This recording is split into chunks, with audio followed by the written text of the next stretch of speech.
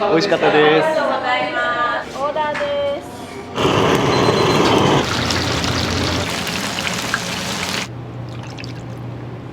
1の冷やになります。合麺っていうんですか。固めのうどんでコシがあって美味しかったです。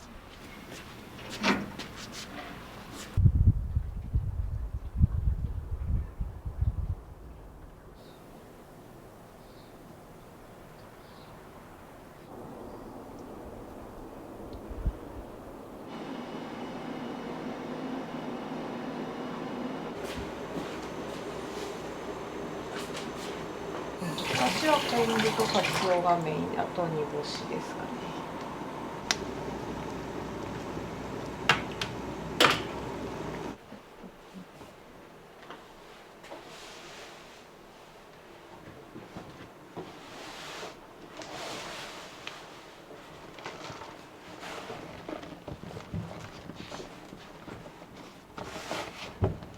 50から60人ぐらいですかね。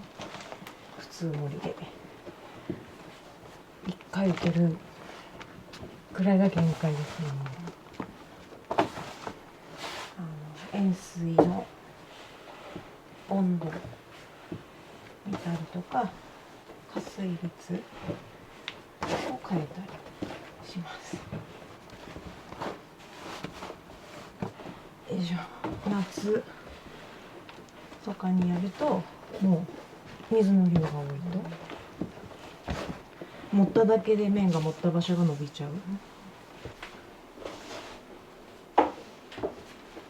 もともと姉が青森にいまして、その関係で声をかけていただいて、青森県も割とそば文化らしくて、で越前そばって結構コシが強い、こういう讃岐のうどんも口に合うんじゃないかっていうのがあったのと、あんまりうどん屋さんがないので。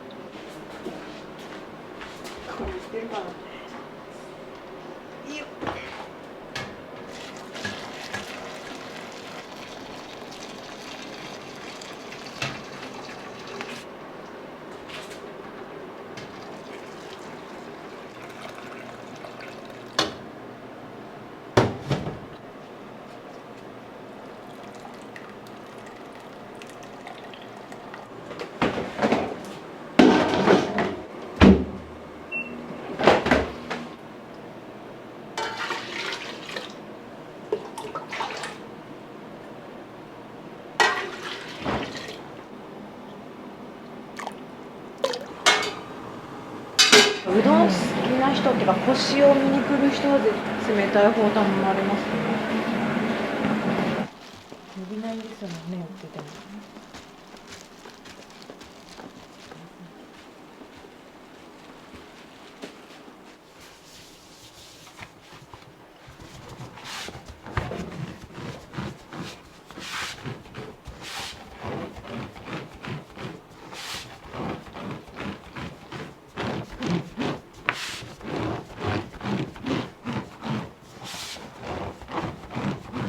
おじいちゃんがそば打つの上手やって、山で自然薯取ってきて、そのおじいちゃんの名前の一文字でうちの店が言うっていう感じを、人をもてなすとか食を提供するっていう、人に報いるっていう。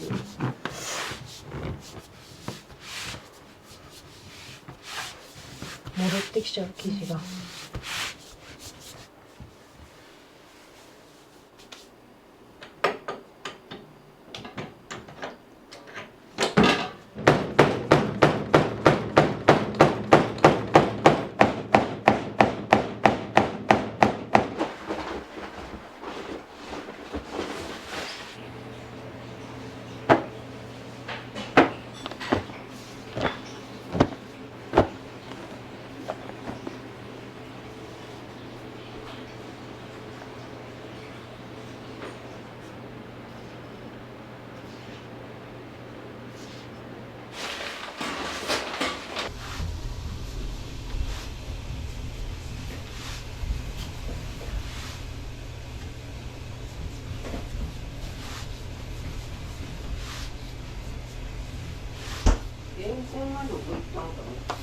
レンコン。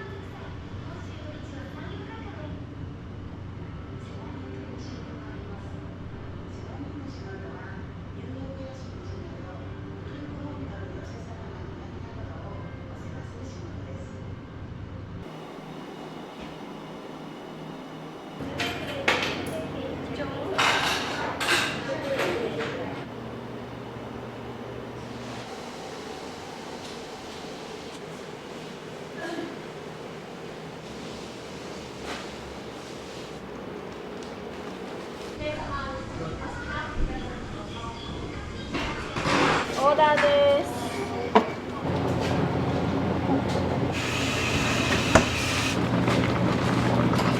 基本12分茹でて氷水で締めてからもう一回あったかいの湯につけて。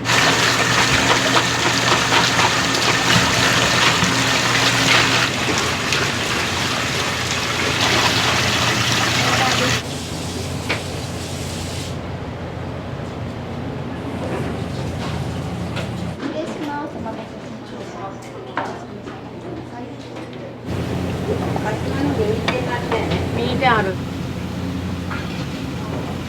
まだ目が上がらない。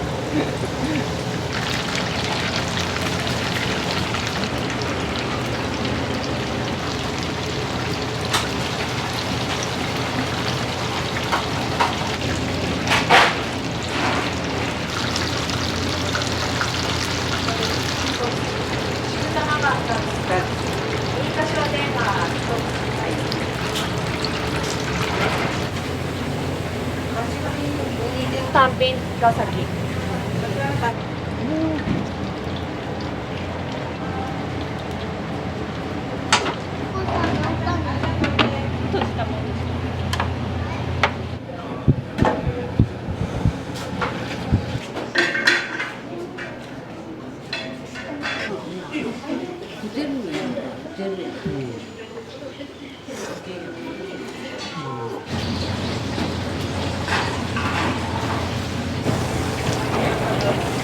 菊玉先かな。はい、きつい。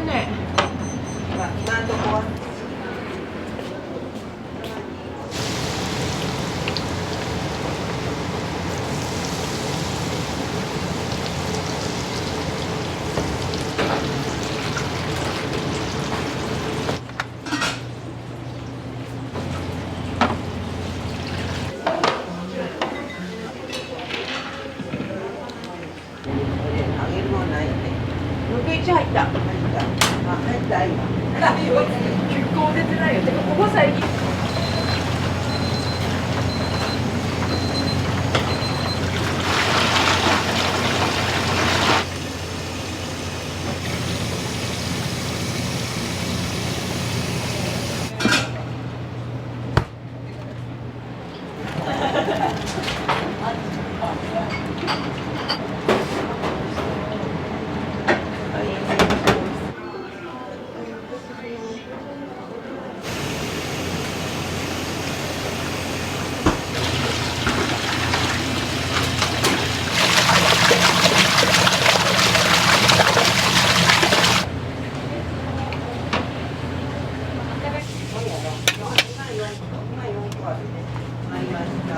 いいよ、一日くたまに入れるよ。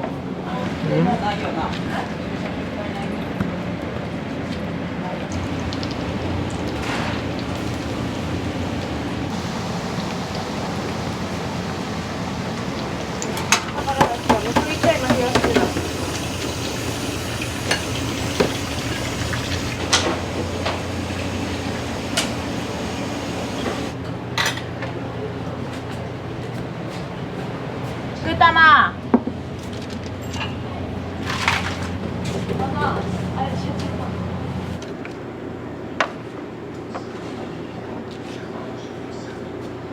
すいません、ちくたまです。あ、ごめんなさい。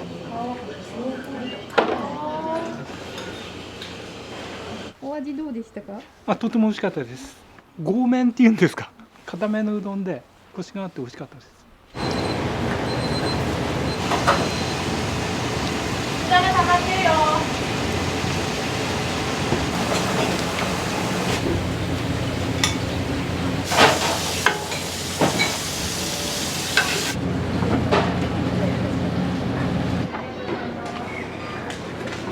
ありがとうございます。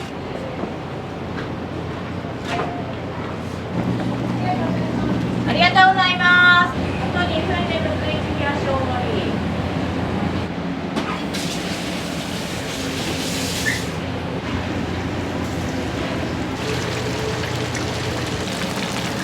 入れちゃうんですか。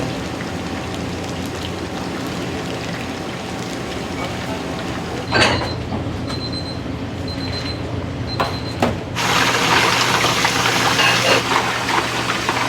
とうございます。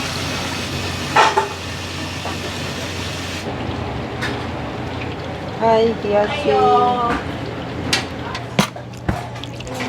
よ。大盛りですね。冷やしの大盛り。さあ、大盛り冷やしむくいち。あ、ごめんなさい。冷やしのむくいち大盛りです。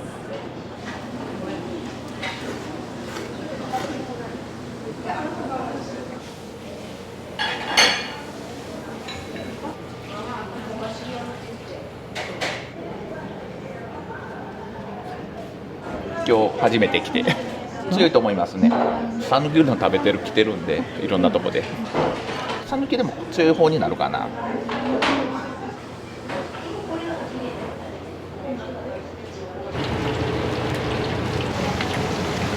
がとうございます。ちくたま出れそうやったら言ってほしい。はいよ。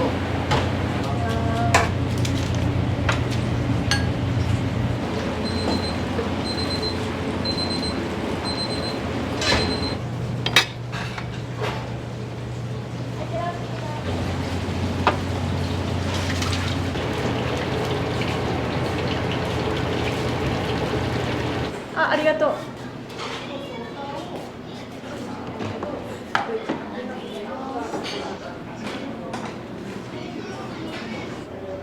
1050円になります。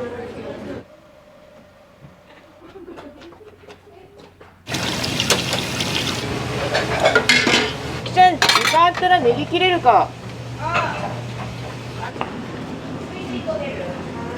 い、スイッチオン1。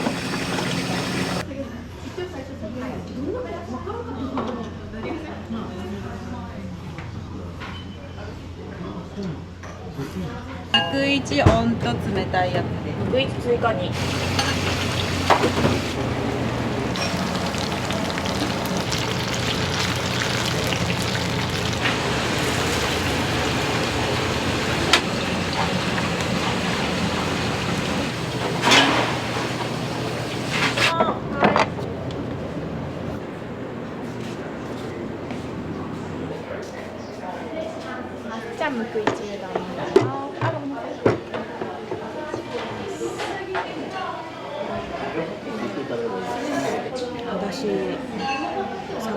ぱりっていうかコクがあって美味しいです。失礼いたします。じゃあ定置をそうだね。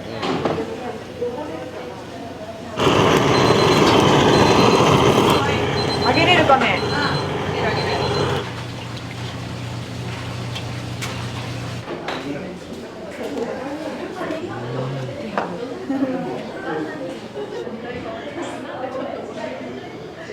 もっちもちでスープだけでこう飲めるくらい美味しいです。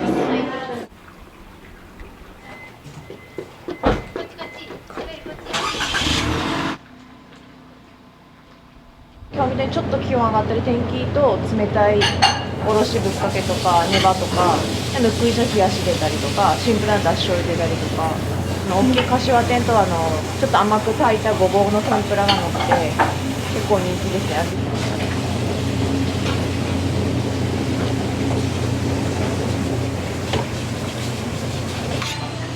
いらっしゃいませ。はいよ。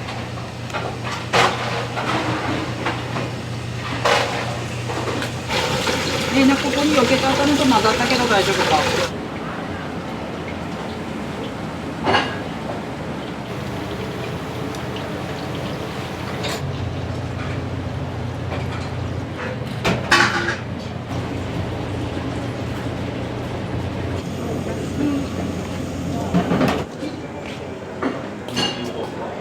美味しかったです。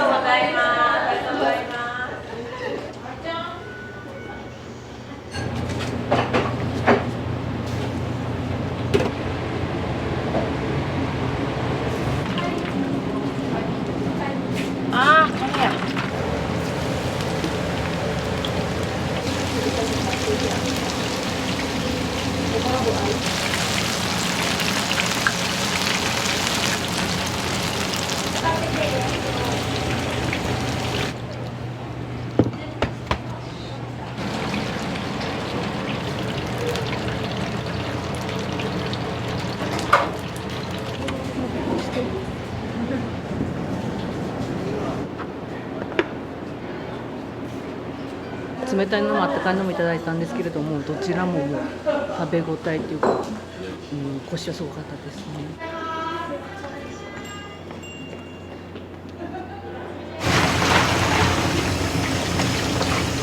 毎日ミニ天一、ばあちゃん頑張れ。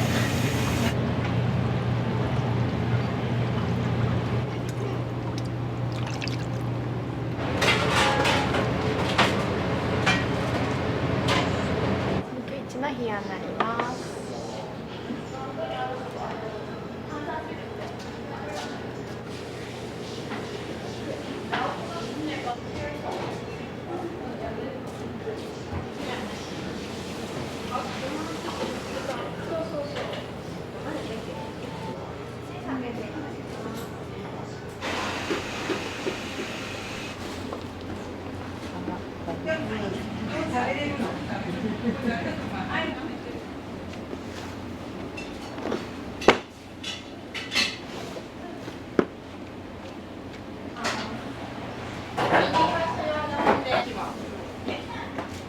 時間までかかんないんですけど、でも実績によりますかね。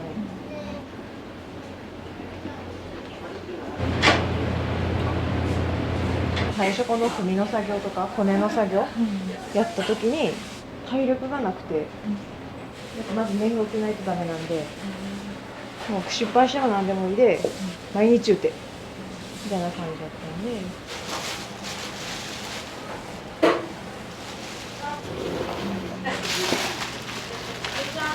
こ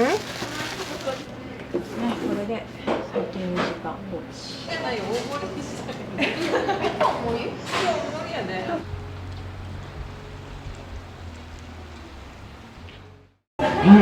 めっちゃうまい。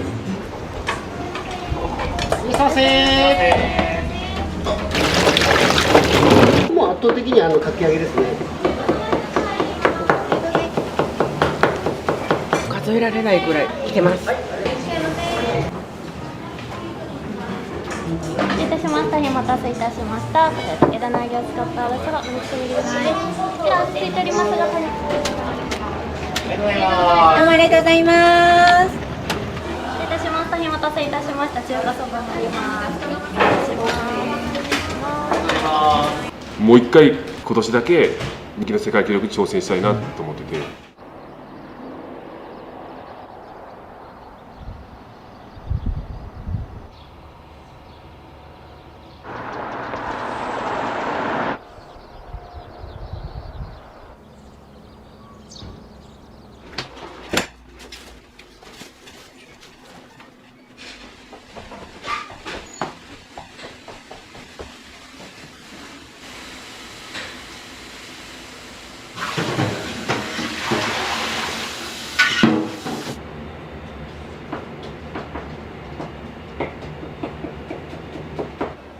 昆布を使って、他の食材と相性がよく、美味しい出汁ができるかなと。はい。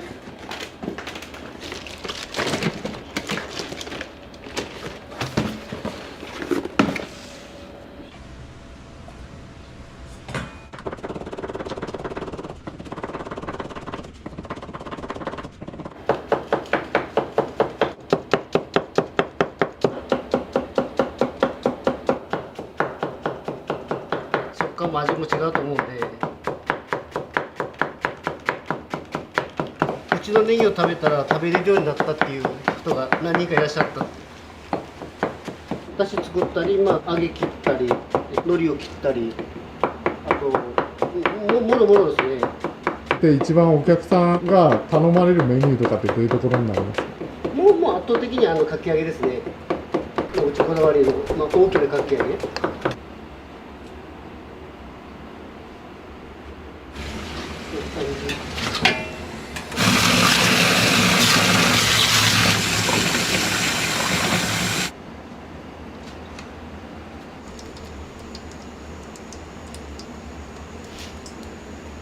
で移します。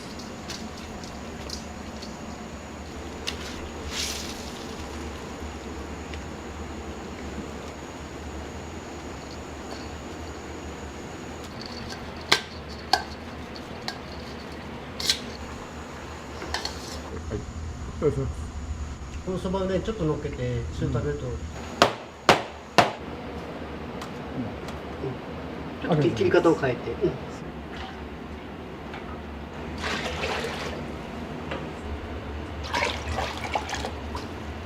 ことによって昆布がちょっと柔らかくなるんで。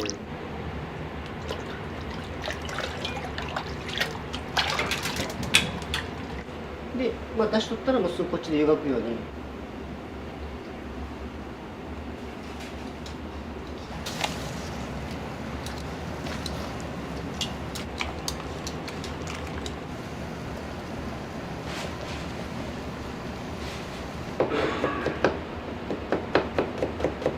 手切りなんで時間もかかるんでいろいろ試したんですけど、やっぱり原点に戻りました。佃煮して一番美味しかったんで、この厚さが一番美味しかったっていう。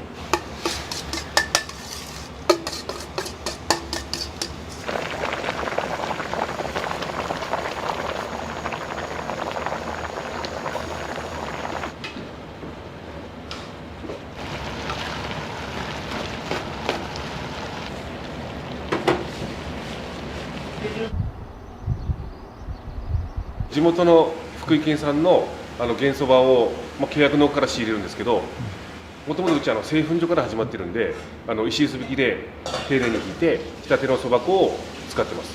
喉越しとやっぱ日本人もちもち食感好きなんで、そのもちもち食感に仕上がるようにそこが特徴ですね。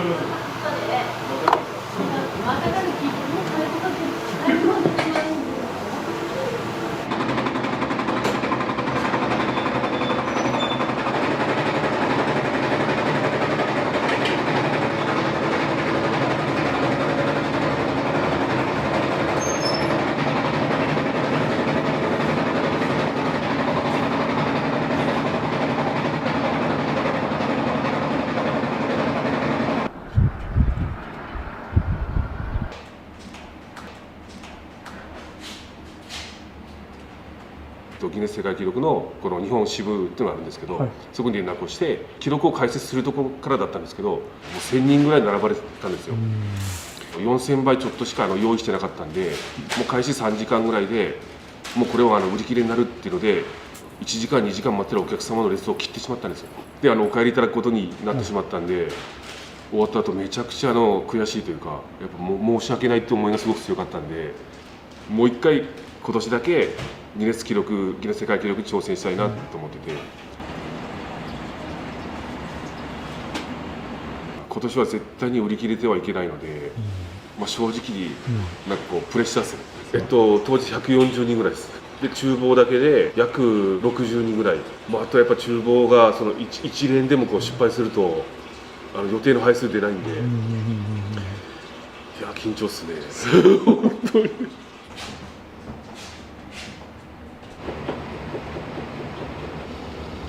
私が取れたんで引き上げて。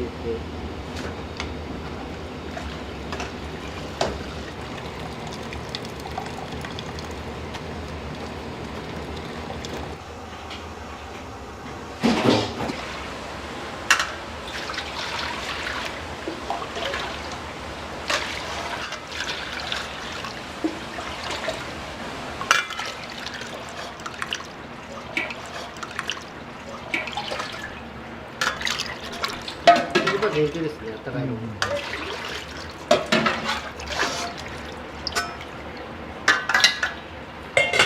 1日寝かして、味がしっくり落ち着いた状態でお客さんに出すって感じです。出しても問題はないんですけど、やっぱりちょっと、しっくりこないなっていう、僕自身がね。取材でお邪魔してます。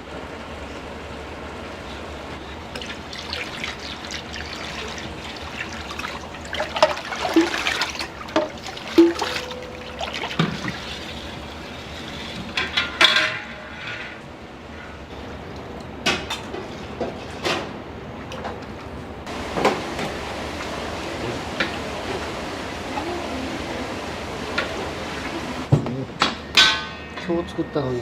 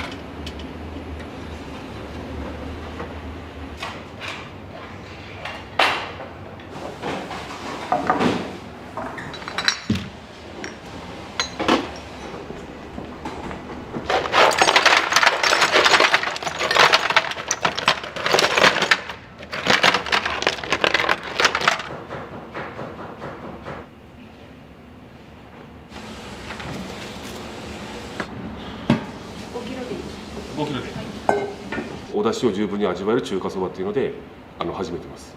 和風というかお蕎麦屋さんらしいものをしたいと思ってたんで、昆布といりことかつおで出汁を取るんですけど、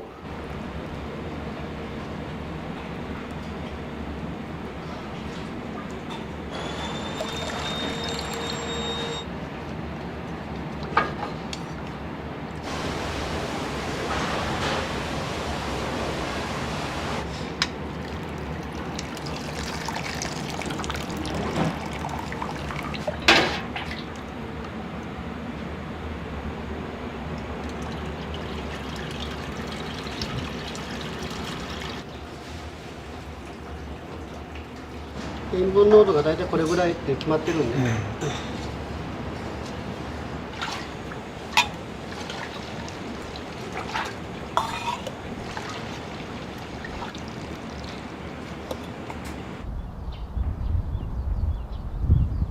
一番忙しかった時でお客さんって何人ぐらいいらっしゃる感じですか？大体200人とか昼だけで11時段階でもう200分待ち。いやでもこの器とかのアイディアもすごいですよね。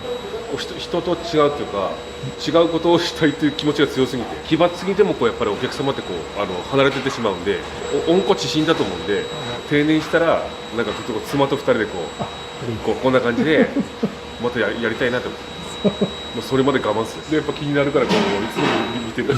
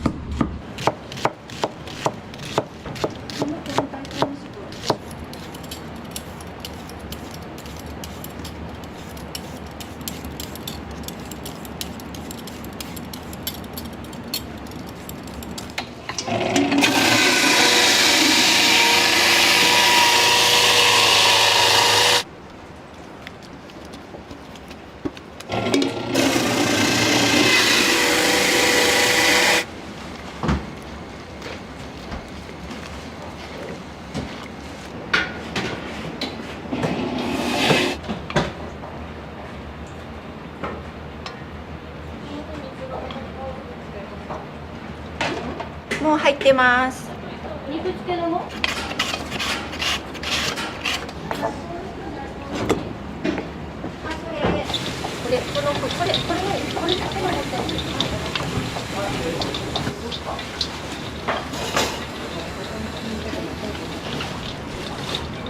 れどんだけ野菜をさ、どんだけ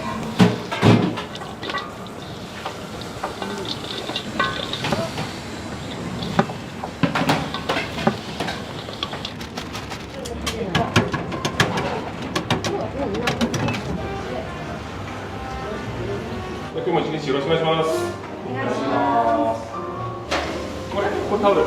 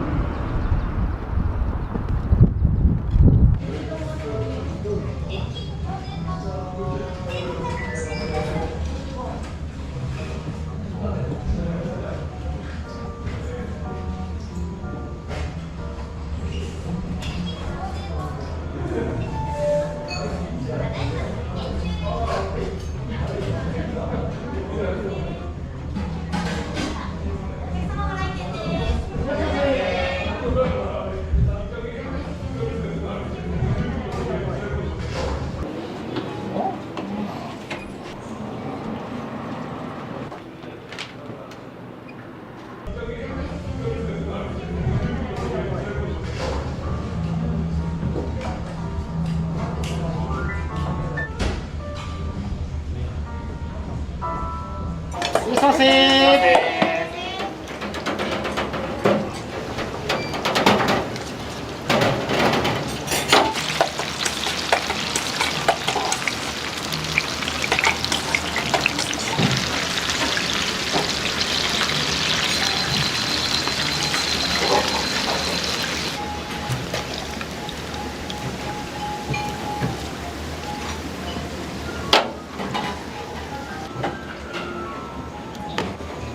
願いします。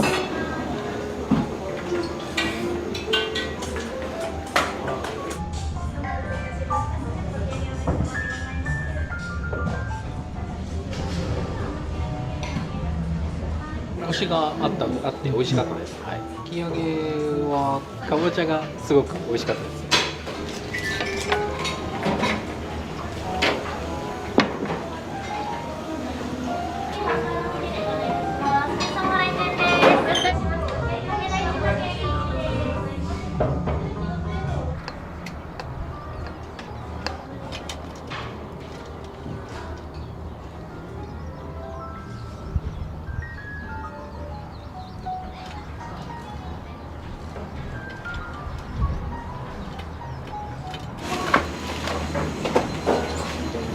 大体2分ちょいです。ありがとう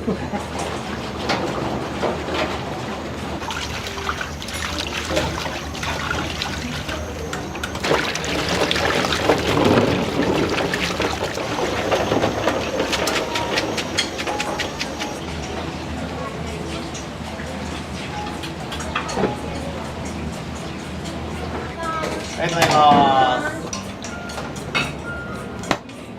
今あっち行きますよ、私。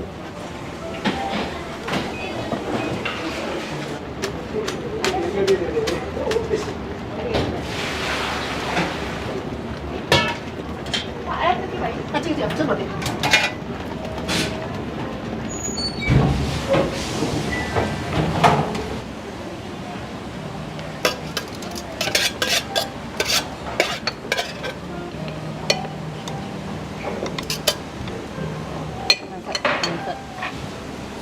お願いします。はい。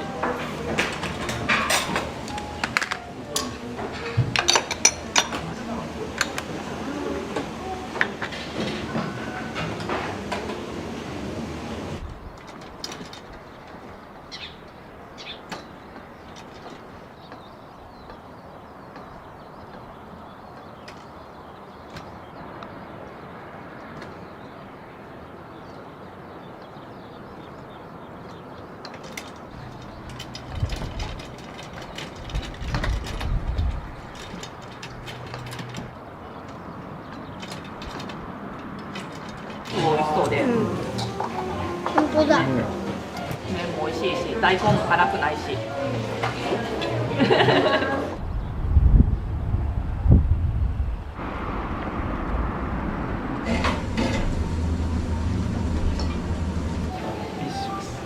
お願いします。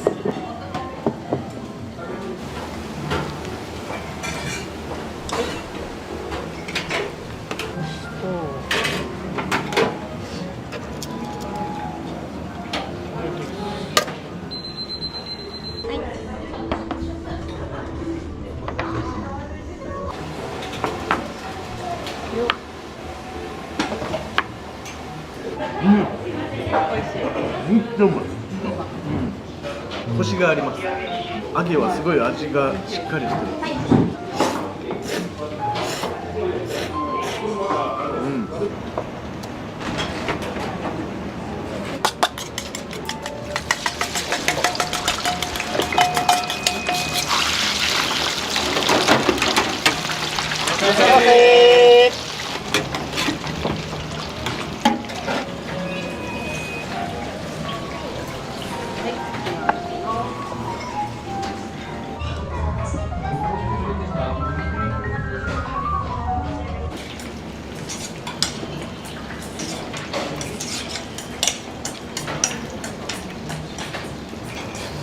はい。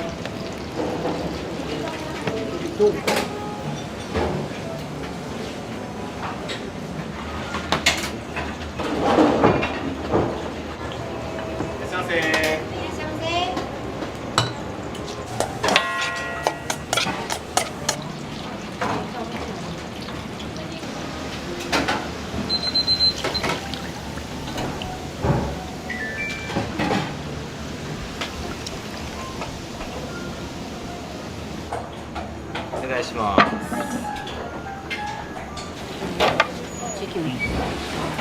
礼します。お召し上がりください。ありがとうございます。ありがとうございます。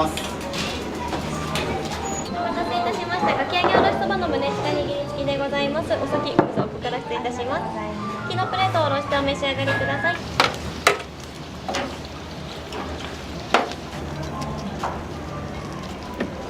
失礼いたしました。桜エビのおろしそばでございます。すみませ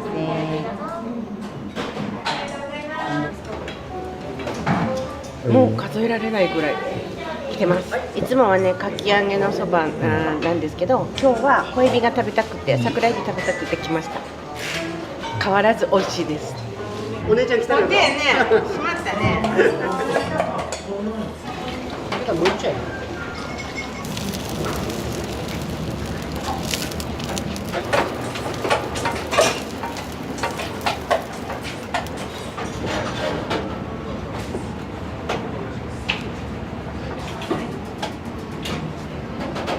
全然3つお願いします。3つ。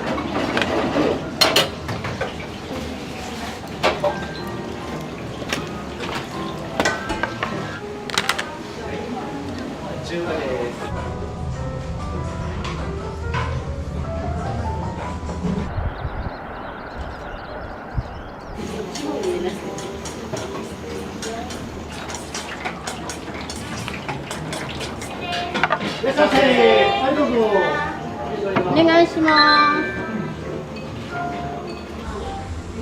保留して次呼びます。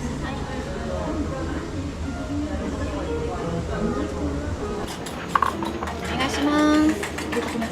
はい。失礼いたしました。お待たせいたしました。中華そばになります。はい、武田にお醤油にご利用ください。はい。お願いします。お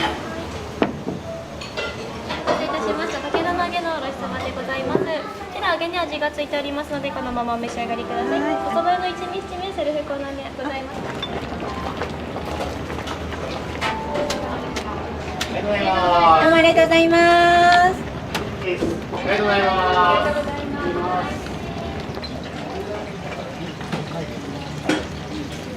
はい、お願いします。専務に声かけてもらうみたいなので。ただはい。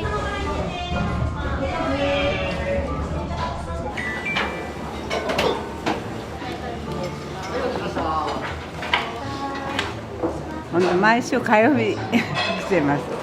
もうここがなんかぴったり。私が大好きなお蕎麦なんです。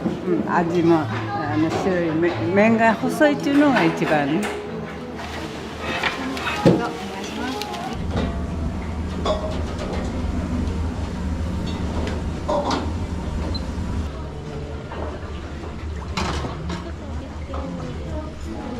はい、お願いします。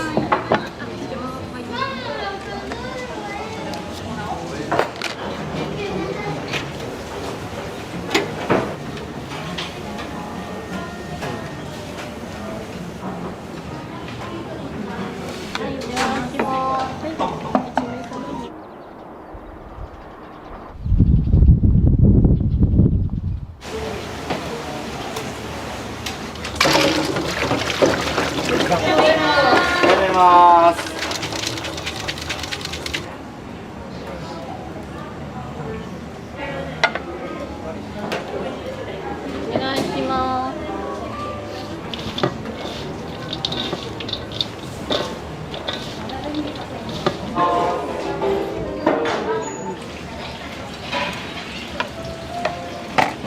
はい、2丁です。はい、失礼いたしました。お待たせいたしました。こちら武田の揚げを使ったおろしそば、お肉と入り口です。こちらついておりますが、こんにちは。まだ。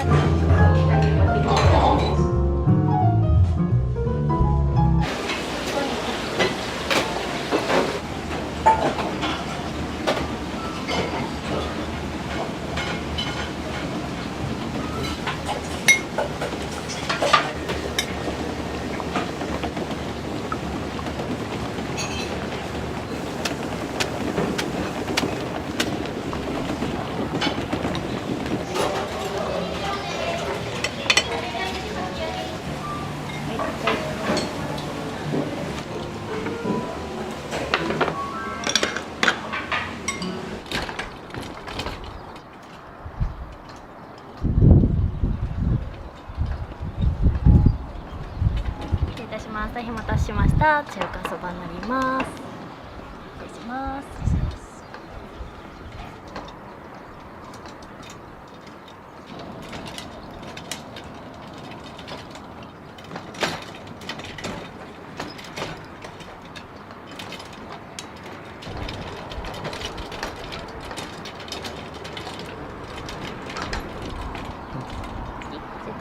大変お待たせいたしました。こちら大きな野菜のかき揚げおろし天そば胸近握り付きです。これからおろしてお召し上がりください。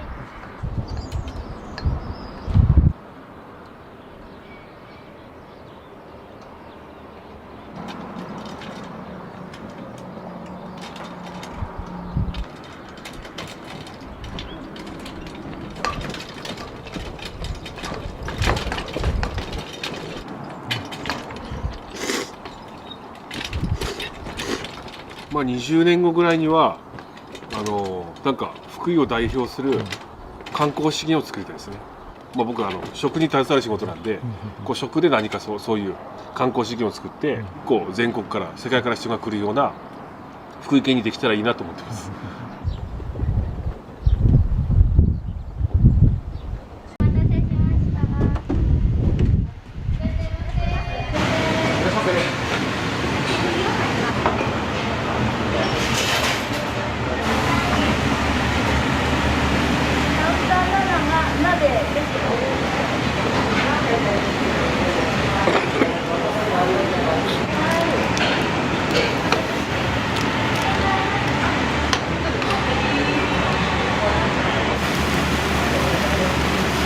関西4いきます。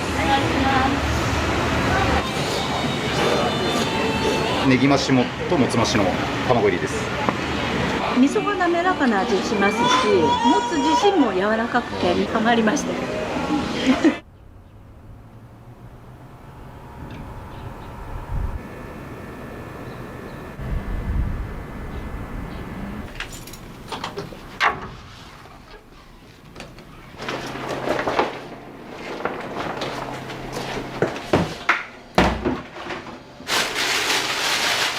すごい大量のやつですね。これでもまだ今日は少ないぐらいなんですけど、まず一回これを選別して洗ってっていう作業からで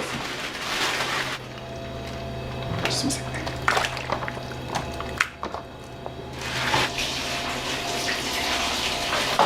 食感はある程度残してその臭みを抜くというか、あと汚れを徹底的に落とすっていうところがすごいこだわってて、これが直腸ですね。1頭に1本しかないんで一番人気ですね、この部位が。はい、これですね。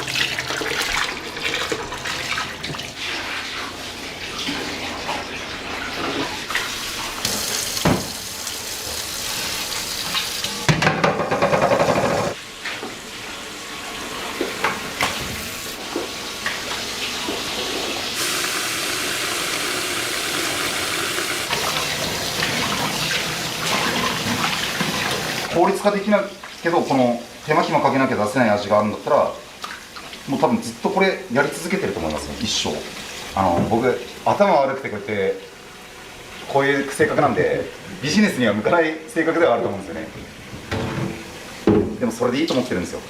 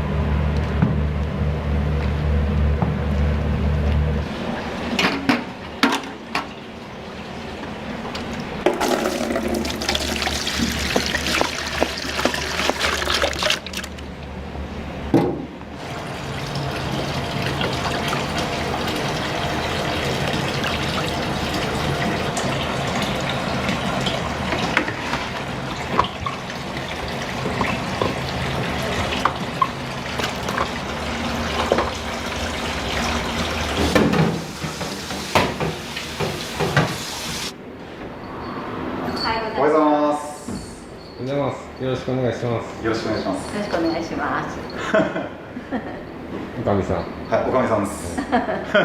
超有名なおかみさんです。僕の母親です。富山の母です。今日はよろしくお願いします。よろしくお願いします。朝早くからごめんなさい。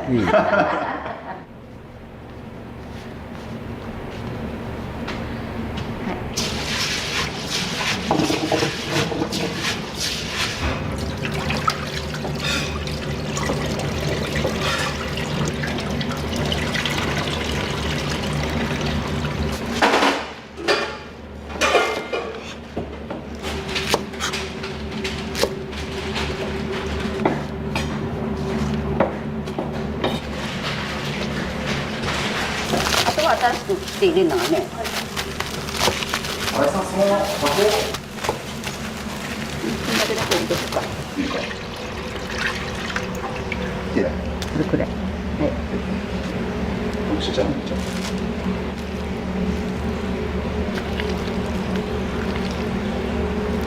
こんなもん？そんなもんかな。うん。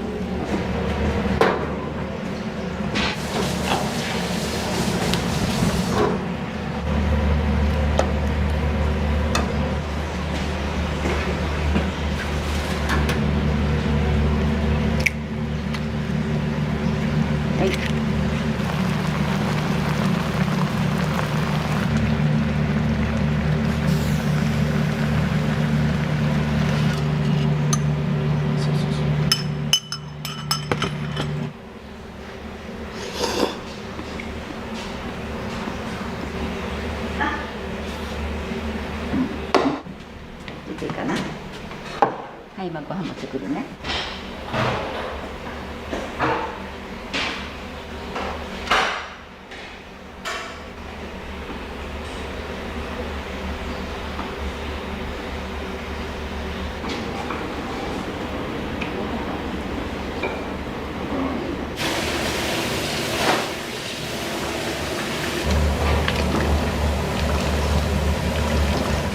県内産が2種類のもう一つの方は京都から取り寄せて使ってます。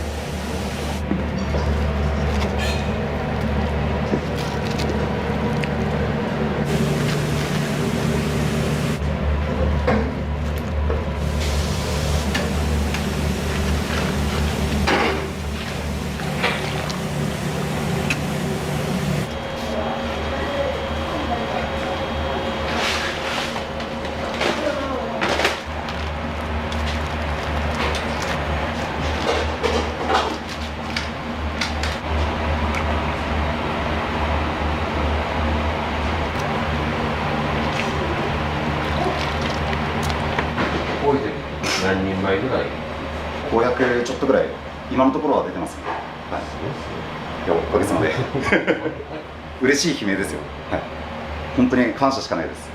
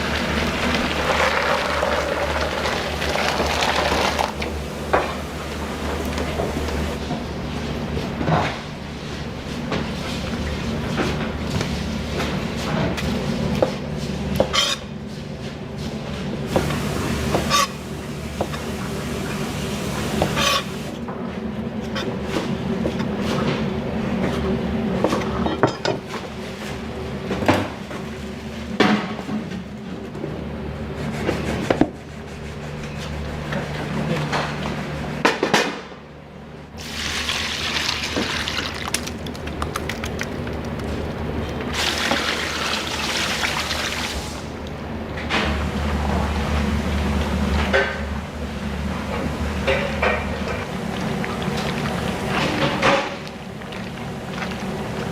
あ、いいね。反応すごいね。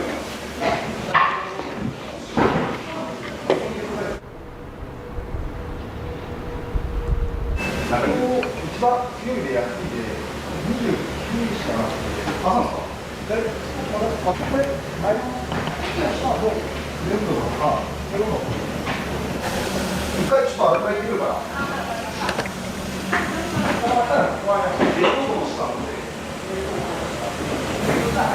あれさんこれ右に入れてるの？はい、わかりました。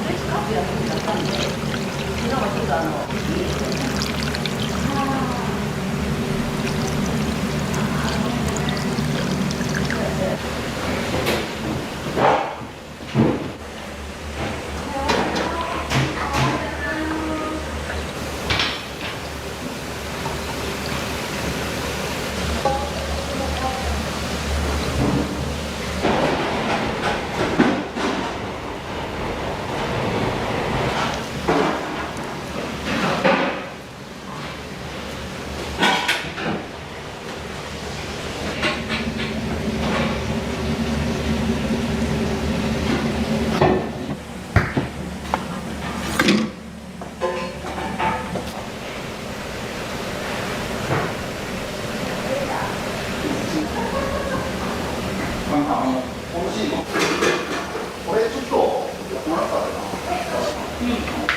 普段弁当にとってはあんまり長い。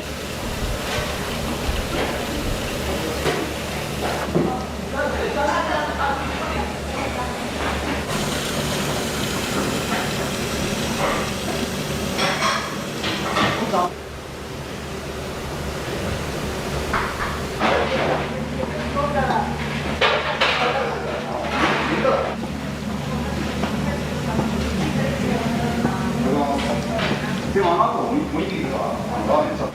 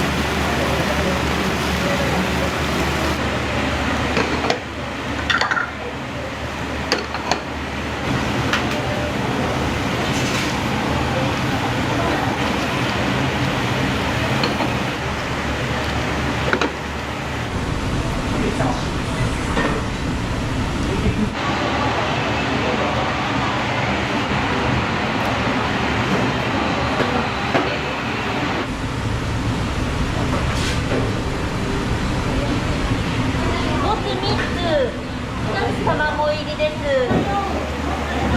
いします。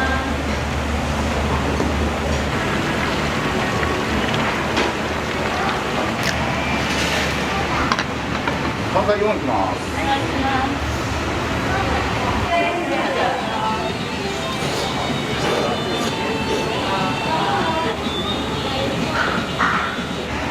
じゃあテーブル3の卵なしいきますね。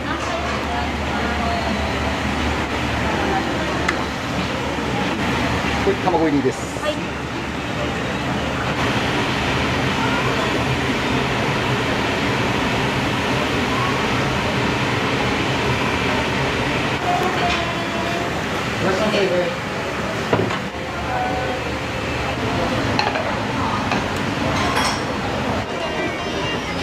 よく来られるんですか？これで2回目です。2回目ですか？ハマりました。味噌が滑らかな味しますし、もつ自身も柔らかくて美味しくいただけます。マイルドになってますから。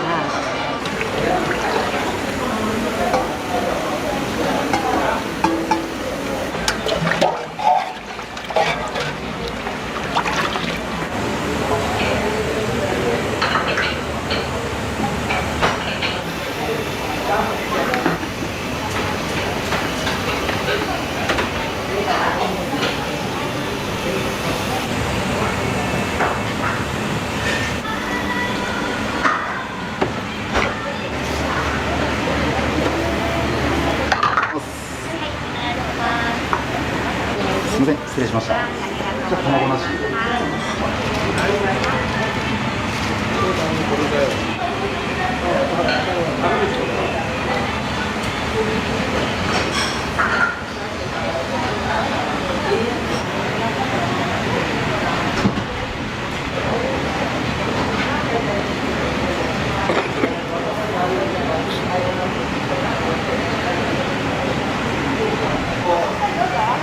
テーブル1、さあこれテーブル1のもつうどん、テーブル1で。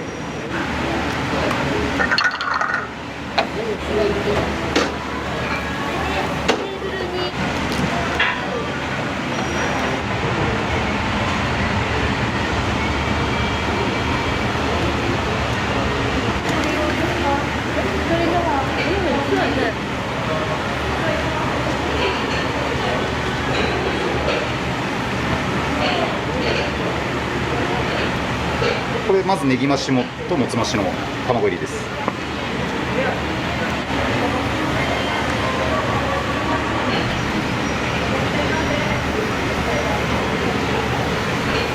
もちみごみうどんです。熱いのでお気をつけください。ごゆっくりどうぞ。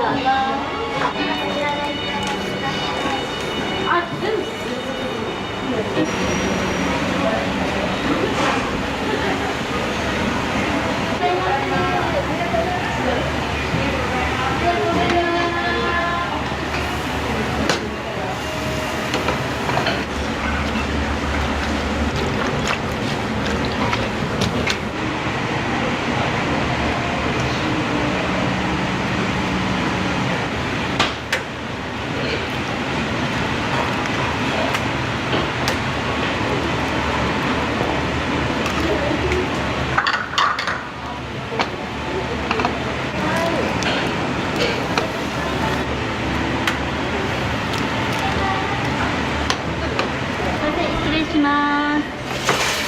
どうぞ。お願いしま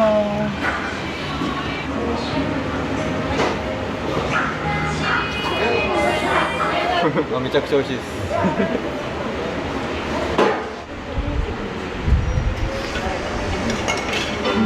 美味しい。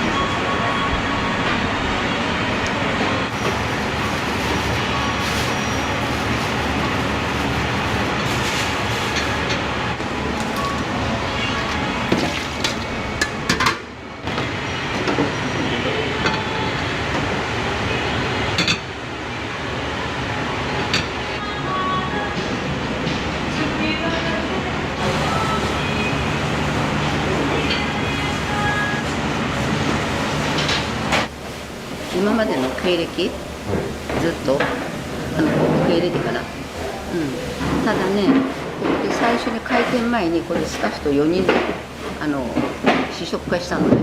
その時に江田君が「おかみさん味どうですか?」言うて聞いてきたわけ。そしたらなんかね、今までの受けたこととか苦労してここまで来たって思ったら胸がいっぱいで、なかなか美味しいって言葉も出てこないよね。でそれから今3ヶ月経ってもつの仕込みのきれいなああいうのを見てってで一つ一つ心を込めてお客さんに出すと美味しかった。そしてまた今までもつ食べれなかった人も食べられるって言われるし、でお客さんでも帰る時に美味しかったよって言われると嬉しいのね。初花へ来られて気持ちよく帰っていただきたいって、その気持ちで今これからまたずっと健康第一でこれからやっぱりその姿を自分なりに見守っていきたいって思ってるね。幸せです。はい。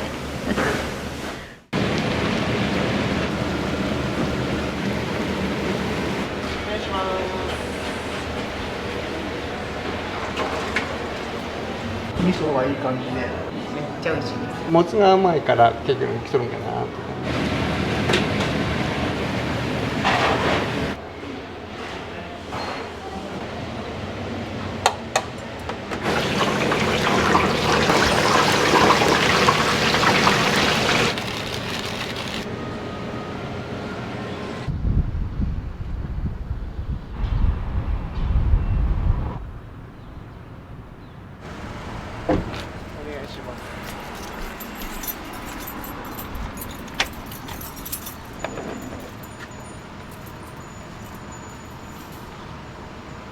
コロナになってから仕込んで3年前ぐらいですかね。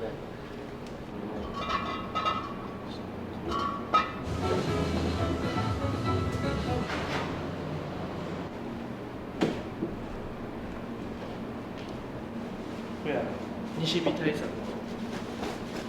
のカーテン代わりです。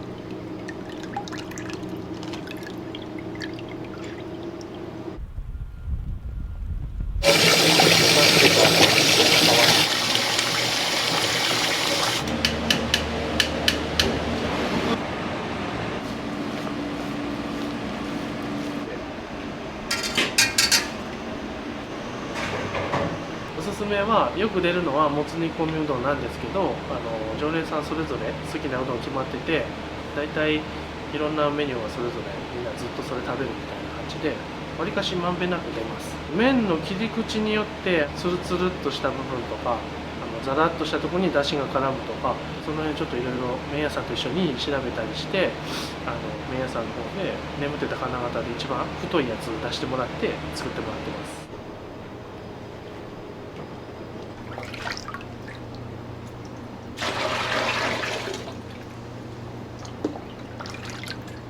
こうやって空気を送って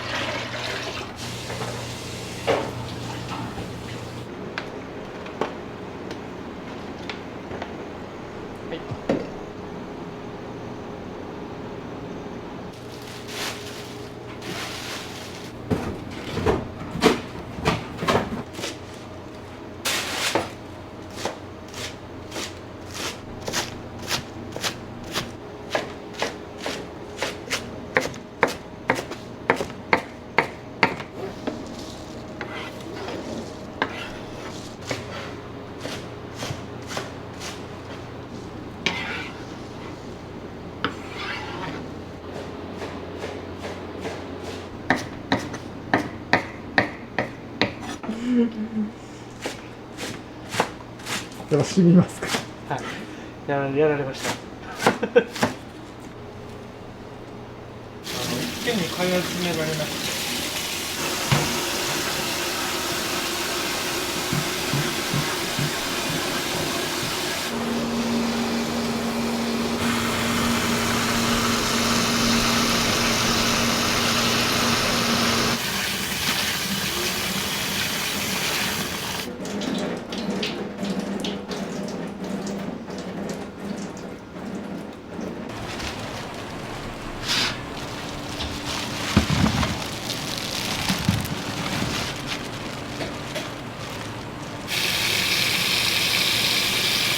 たっぷりめで広がってます。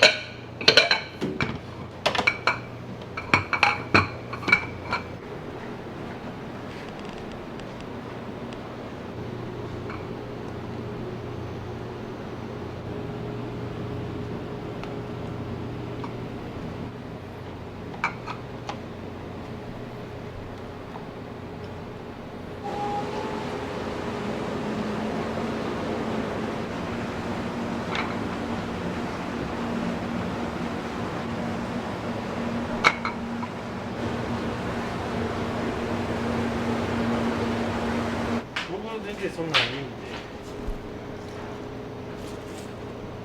せっかく刀あるし、外国人も大好きじゃないですか。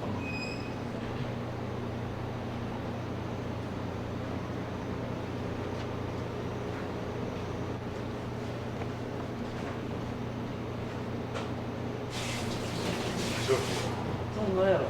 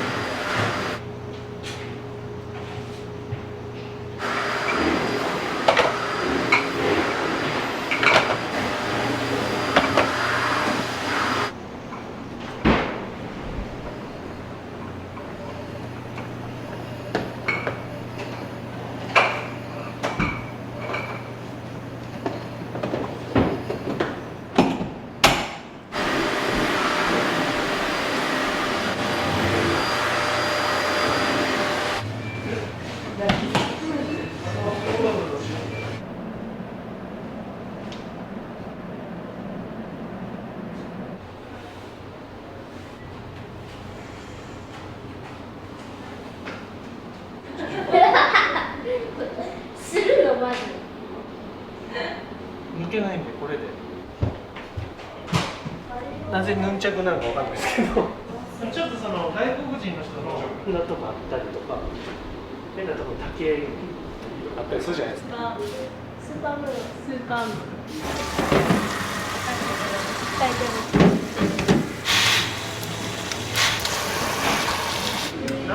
直しても誰かが来て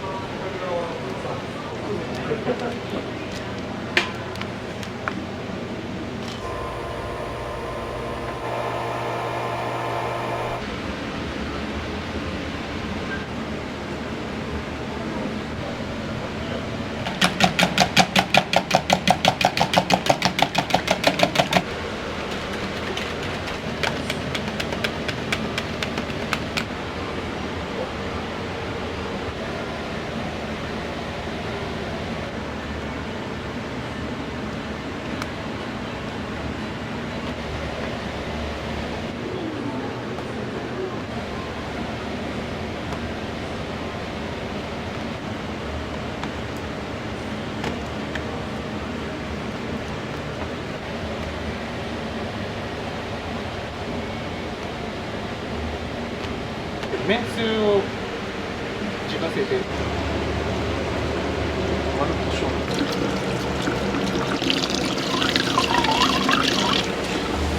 全然美味しいんで、そんなに変わったことしなくても美味しい返しになっていけます。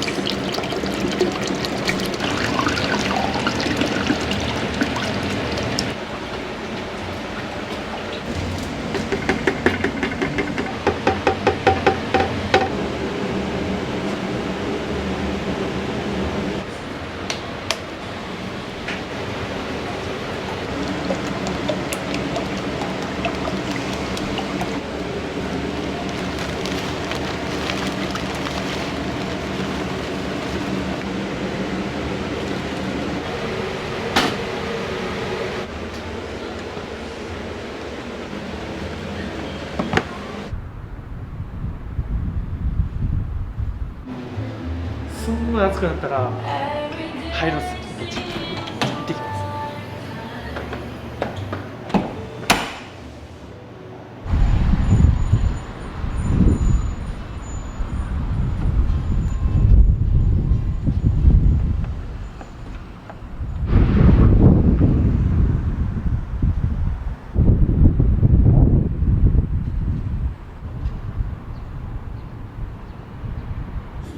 この通りだけ通ったら生きていけるだろこれ。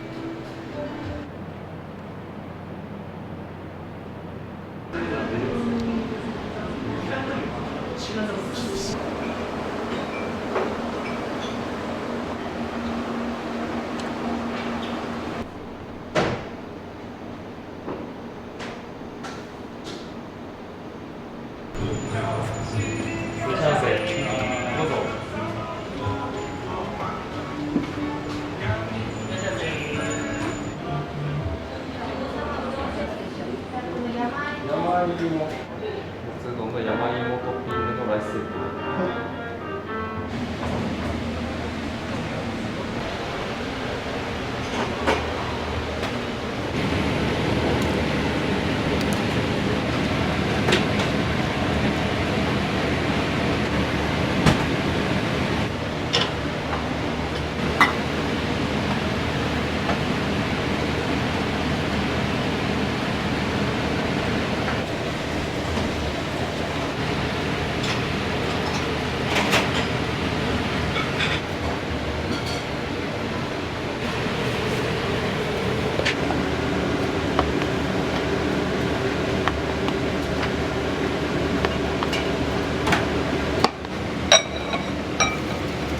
前の蒸らし方とか。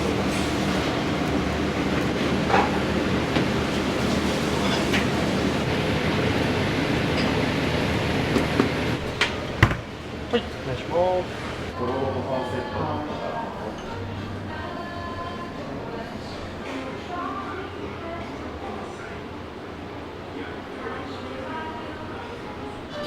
普通のもう山芋トッピングのセットです。ありがとうございます。めっちゃ美味しいです。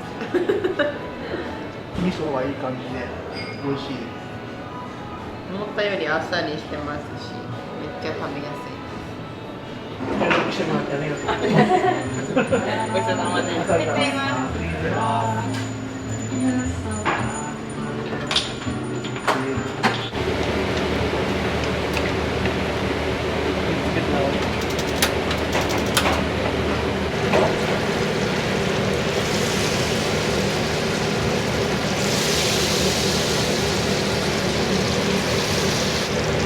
白のやつが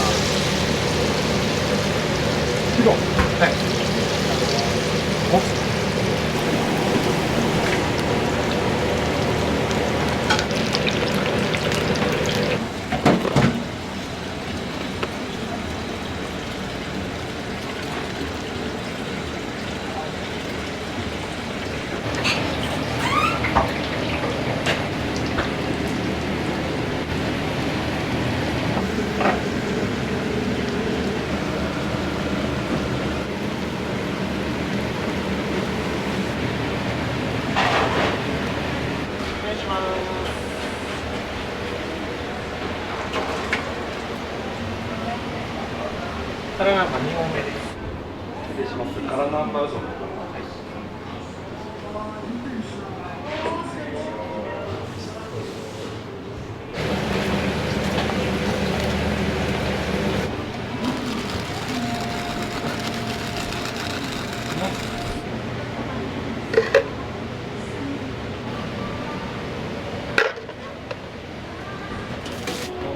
白テンタルの方。はい。はい。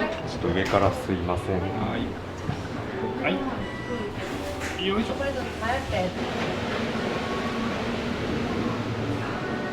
すいません、山芋うどんです。トッピングなしです。はい。はい。すごい。あさり入り。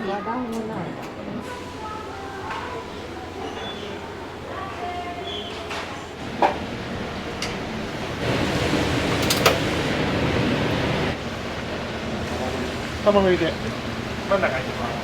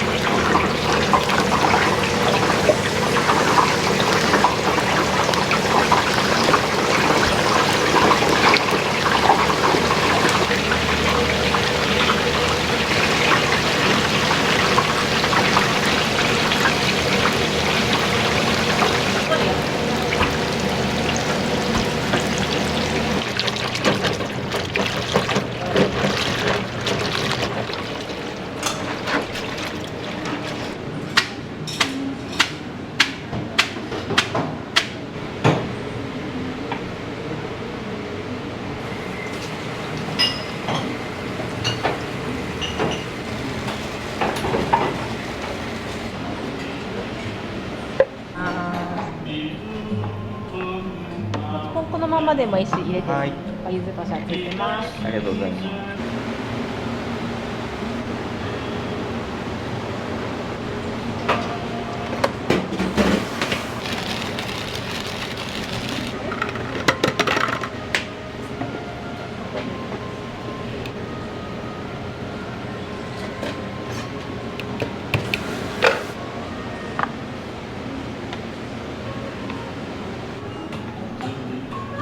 お待たせしました。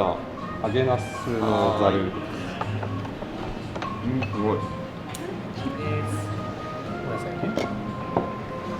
ナイスです。だし汁足りんくなったら言ってください。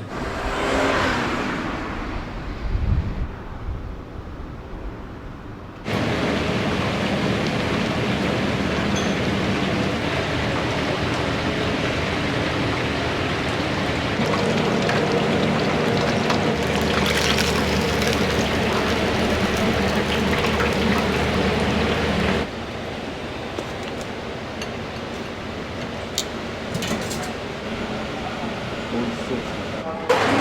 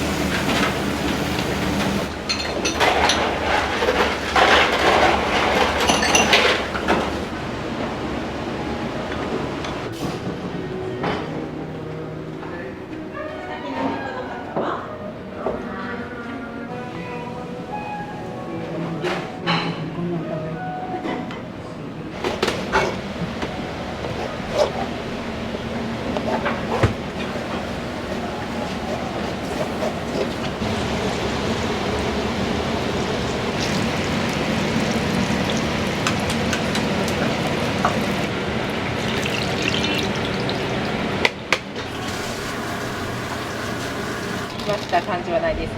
自由形です。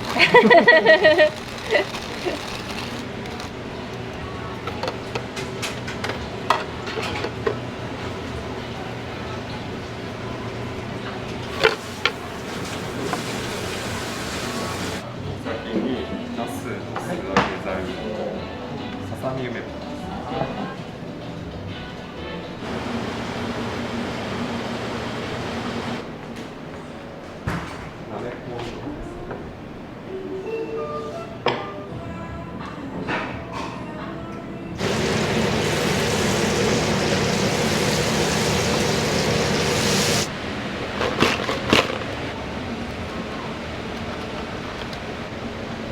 これさっき作ってためんつゆです。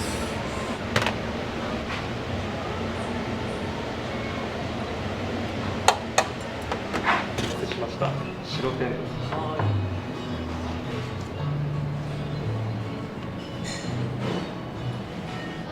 ナスの素揚げざるうどんと、あとは白天丼。想像以上にナスめちゃめちゃ入ってて、僕ナスがすごい好きなんですけど、すごい美味しかったです。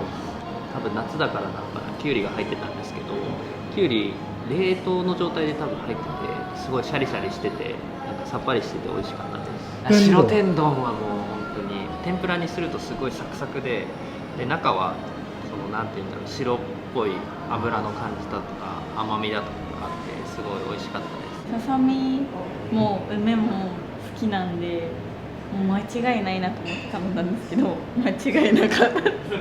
なんか鰹節とかも入ってて、凝った感じの梅ささみ本、美味しいです本当に。さっぱりで食べやすい。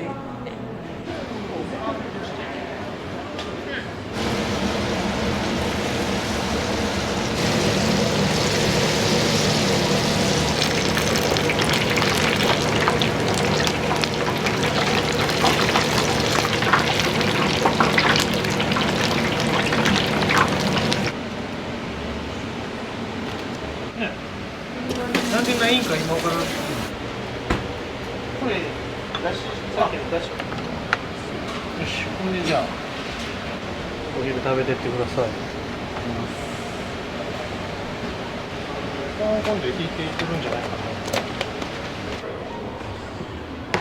はい、ではもつ煮込みと白天。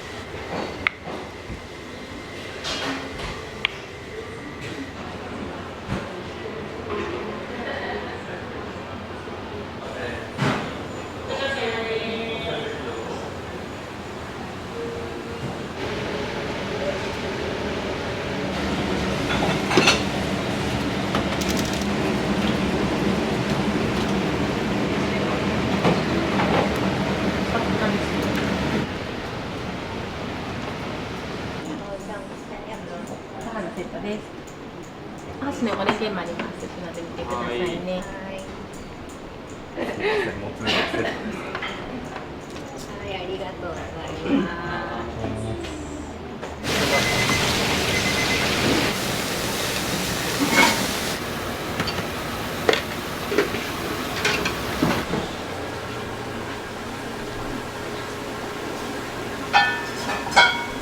うちはもつがメインできとるから、もつがうまいから結局きとるんかなと。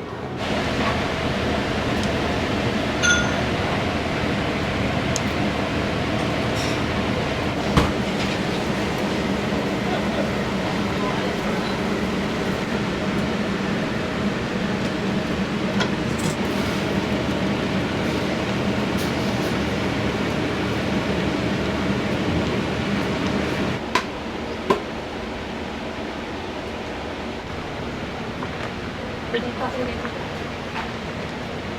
たせしました。ざるの薬味わさびと生姜をどうしましょう。ざるです。